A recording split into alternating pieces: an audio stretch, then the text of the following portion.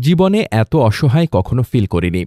অন্তর্বর্তীকালীন সরকারে এসে জীবনে অসহায়ত্ব বোধ করছেন বলে জানিয়েছেন আইন উপদেষ্টা ড আসিফ নজরুল। আজ বৃহস্পতিবার দুপুরে রাজধানীর তোপখান রোডে সৈয়দ মিলনায়তনে গণমাধ্যমের স্বাধীনতা, সাংবাদিকদের সুরক্ষা ও অভিযোগ নিষ্পত্তির আইনি কাঠামোর পর্যালোচনা শীর্ষক সেমিনারে তিনি একথা বলেন। আসিফ নজরুল বলেন, আমার কাছে অনেক অন্যায় তদবির নিয়ে আসে। যখন সেগুলো পাত্তা না দেই তখন শুরু হয় গালাগালি। আমাকে তখন ভারতের দালাল বানানো হয়। সরকারে এসে অবরুদ্ধ বোধ করছি। জীবনে এত অসহায় কখনো ফিল করিনি।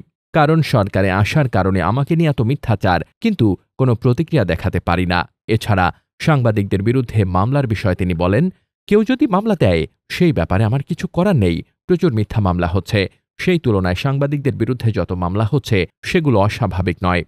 জামিনের ক্ষেত্রে কয়েকটি বিষয় নিয়ে বিবেচনা করা হয়। আমরা আইন মন্ত্রণালয় থেকে সাংবাদিকদের জামিন দেওয়া বা না দেওয়ার ব্যাপারে কোনো কিছু বলিনি।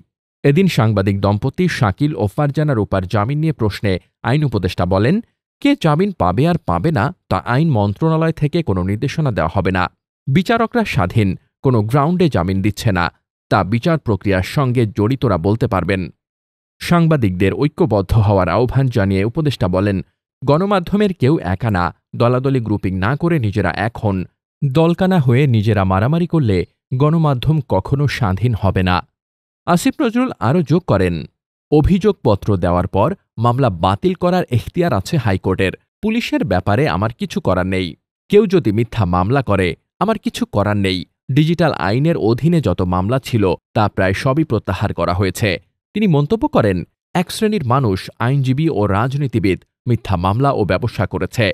এমন আচরণ করলে দুনিয়ার কেউ মিথ্যা মামলা ঠেকাতে পারবে না। Desk report, বার্তাবাজার।